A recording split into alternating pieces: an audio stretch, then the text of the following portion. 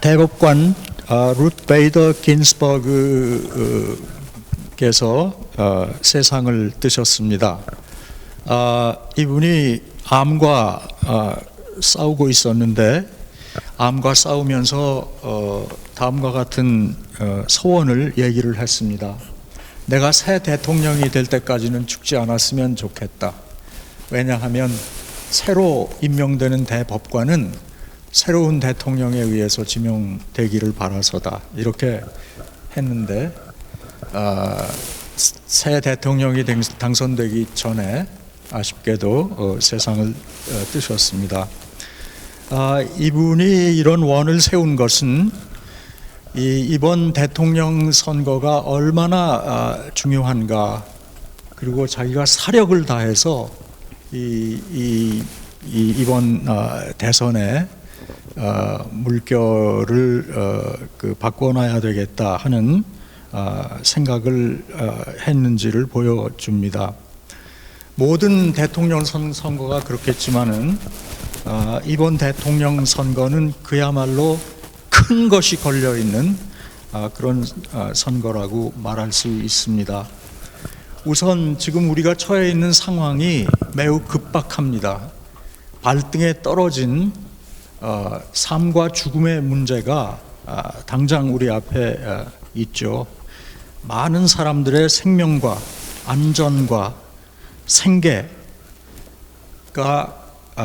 걸려 있습니다. 코로나 재난을 어떻게 대처할 건가, 또 코로나와 관련된, 그리고 코로나와 관련되지 않은 이 경제 생활의 위축, 실업자 양산, 부도 기업 속출, 집세 못 내는 세입자, 또 세입자에게 돈을 못 받으니까 모기지를 갚지 못하는 건물주, 그리고 세계 곳곳의 난민 행렬, 미국으로 들어오는 난민들, 산불, 태풍, 홍수, 가뭄, 총체적인 재난의 상황입니다. 이 위급한 겹겹의 상황을 어떻게 대처할 것인가 하는 문제가 이 대통령 선거에 걸려 있습니다. 코로나 바이러스 때문에 잃어버린 것도 많고 어려운 일도 많지만 코로나 바이러스를 함께 겪으면서 깨닫는 새로운 지혜는 국가가 참 중요하구나. 결국 기댈 곳은 국가밖에 없구나. 과거에는 국가가 해법이 아니라 문제다, 이런 얘기도 있고, 또 국가에게 기대할 것이 무엇이냐 하는 냉소주의도 널리 퍼져 있었습니다. 그러나 지금 이런 상황을 당하고 보니까 코로나 바이러스에 대처하는 문제, 또 그로 인한 경제적 어려움에서 헤어나오는 문제에서 손을 벌릴 곳은 국가밖에 없구나 하는 깨달음이 공유되고 있습니다.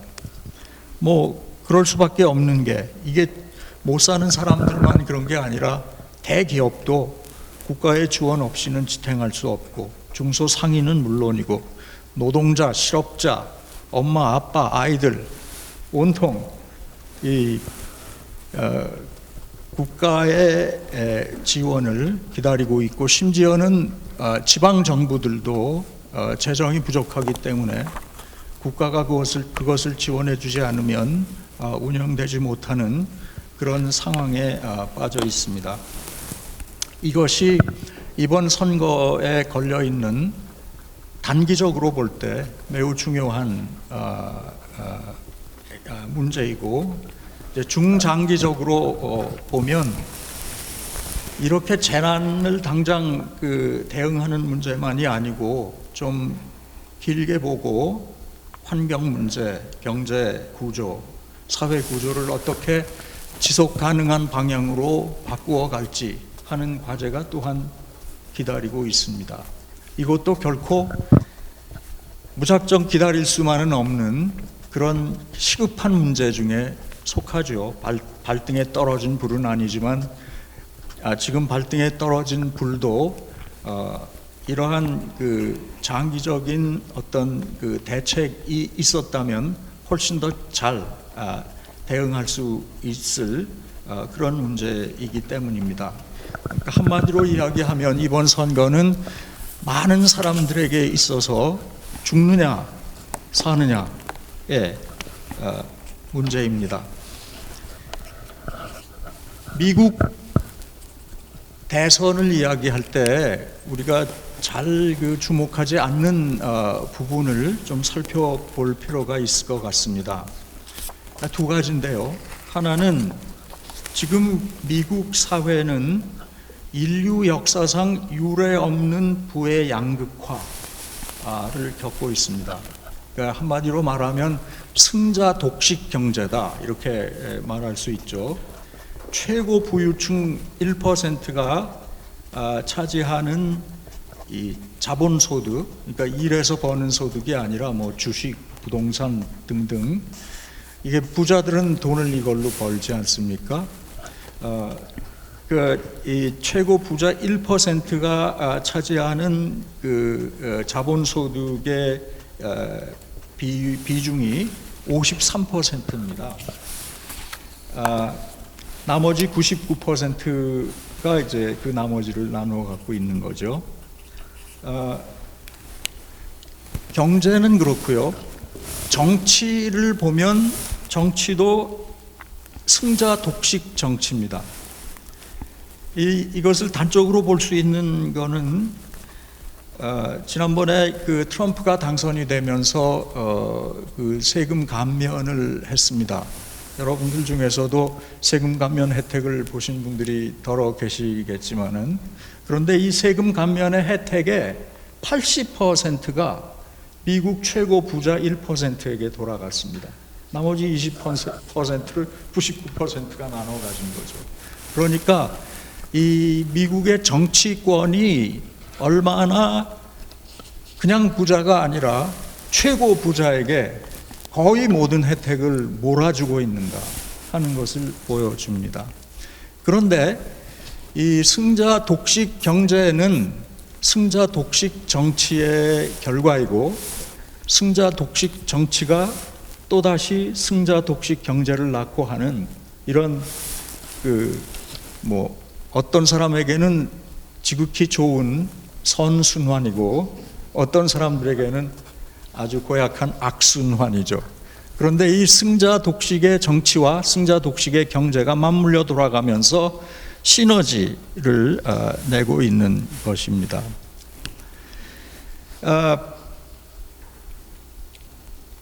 이러한 그 상태를 만들어낸 미국 사회의 조건은 뭘까? 어떻게 이런 그 일이 미국 사회에서 가능한가? 그러니까 제가 보기에는 첫 번째는 정치 무관심, 그리고 정치 냉소주의. 정치 무관심은 나는 그런 거 상관없다. 우리가 거기에 관심 갖는다고 달라지는 게 뭐냐? 정치 냉소주의는 그놈이 그놈이다. 이 당이 되든 저 당이 되든 달라지는 거 하나도 없다. 그런데 이런 태도가 미국에서는 굉장히 만연되어 있고 선거 참여율에서 이제 그것이 나타나는데요. 이것이야말로 미국을 지배하는 최고 부자, 최고 권력층에게는 하늘이 내린 선물과 같은 것입니다.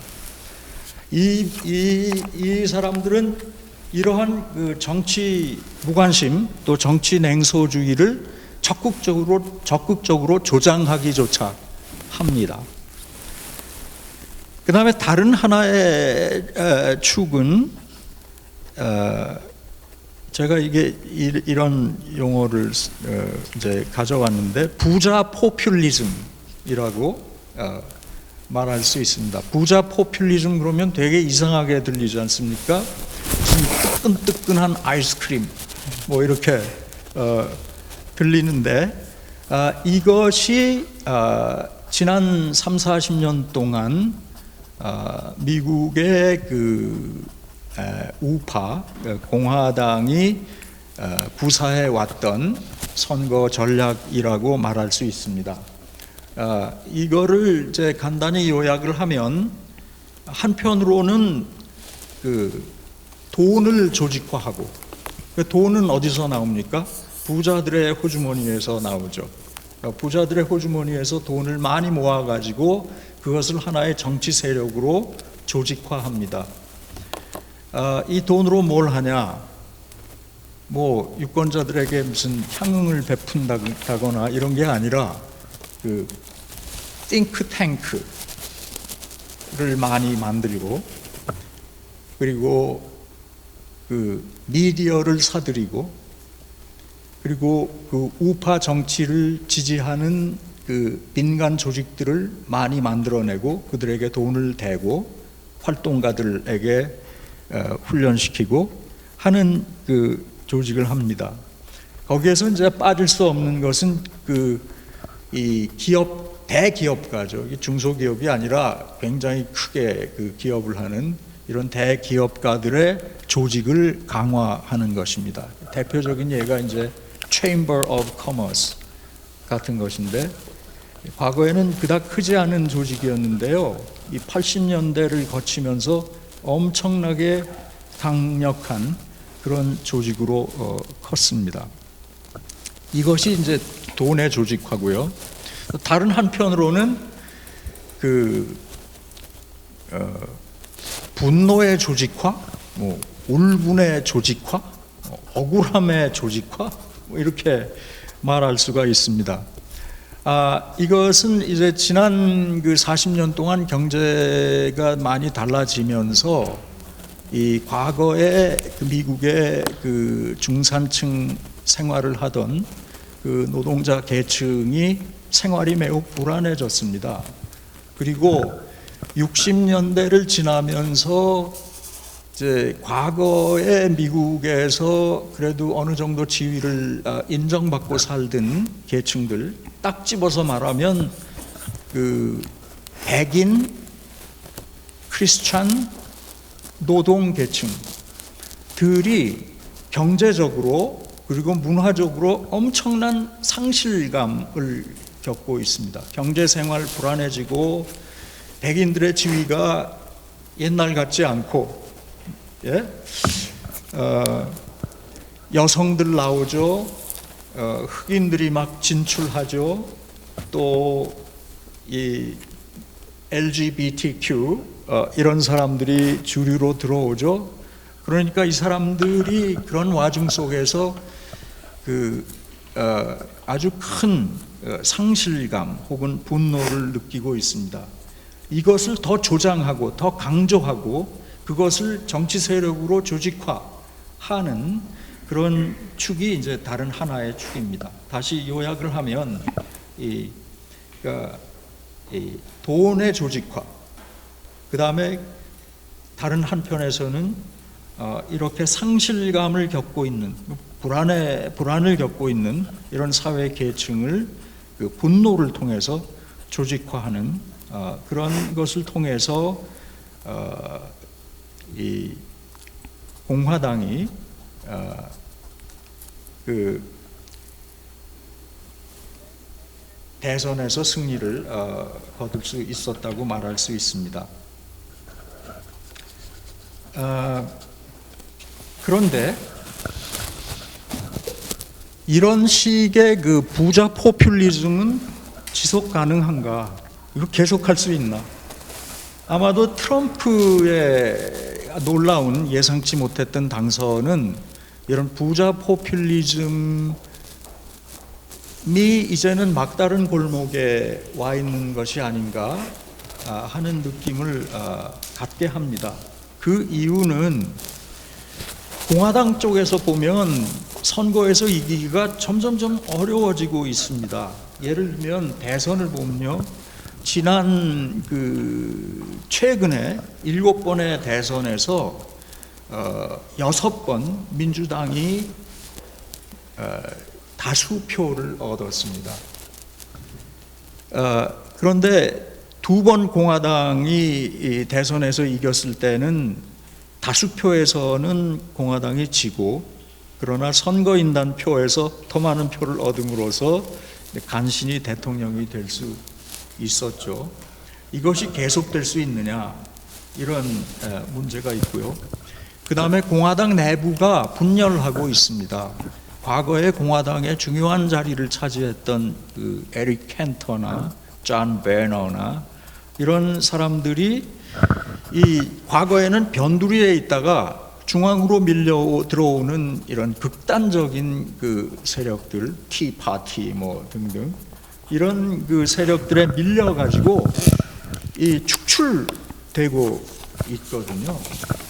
그래서 과거에 그 공화당 주류를 차지했던 사람들이 이런 얘기를 합니다. 예를 들면 존 베너는 뭐 거의 이 세력들에 시달리다 못해가지고 그냥 자리를 걷어차고 나가버린 사람인데 나가면서 이런 얘기를 했습니다. 야, 우리가 먹여 살린 짐승이 우리를 먹었다. 이렇게 얘기를 하고 오랫동안 공화당 쪽에서 이제 그 논설도 쓰고 또 과거에 그 조지 H.W. 부시 아버지 부시의 그 대통령 연설을 집필했던 그 데이비드 프롬이라고 하는 분은 우리는 이 팍스 뉴스가 우리를 도와주는 줄로 알았더니 우리가 팍스 뉴스가 하는 거를 따라가고 있다. 팍스 뉴스가 공화당을 이끌고 있다. 이렇게 이제 얘기를 하고 있습니다. 공화당 내부에서의 그 내부 이탈은 매우 심각합니다.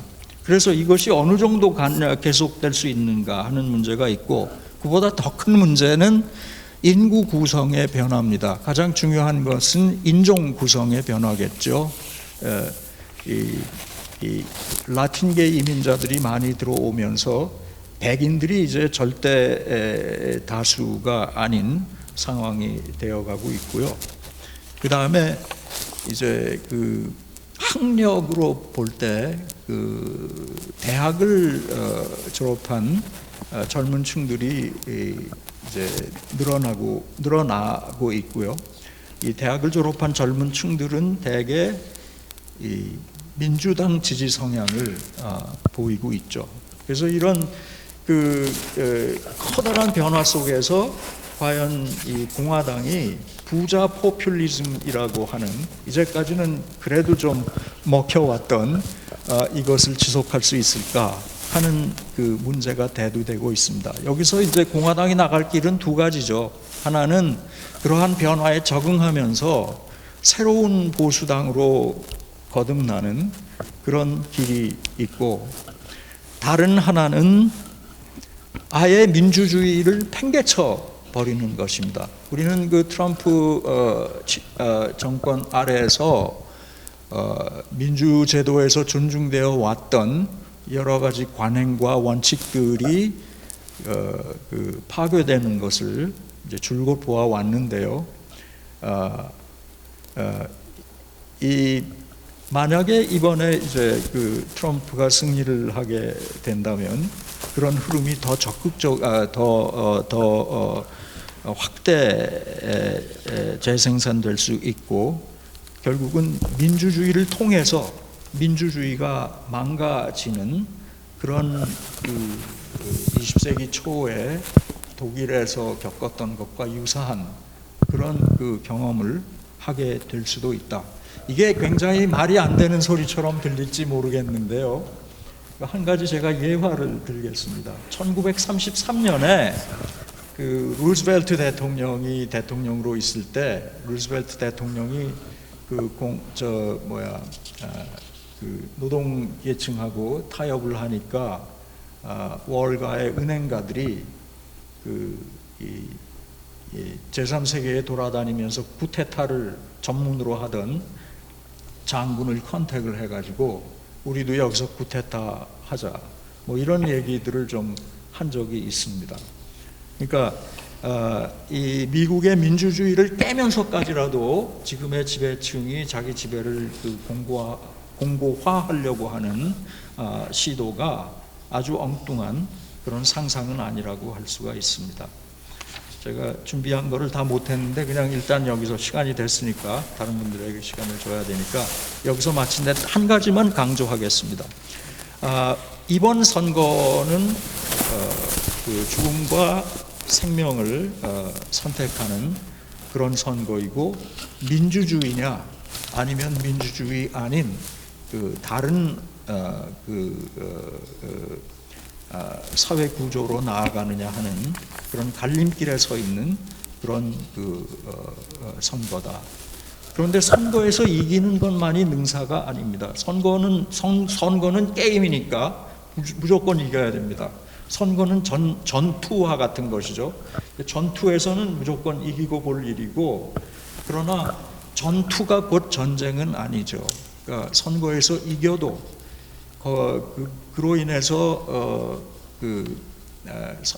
성립된 새로운 정권이 얼마나 제대로 정치를 해서 미국 국민들을 편안하게 해주고 만족시켜주고 그렇게 해서 새로운 어떤 길을 열어가느냐 하는 것은 또 다른 문제이고, 그래서 우리 시민들이 해야 하는 일은 선거에 적극 참여하는 일, 그리고 그것을 넘어서서 새로 만들어진 정권이 제의를 하도록 지속적으로 감시하고 책임하는 그런 일이라고 생각을 합니다.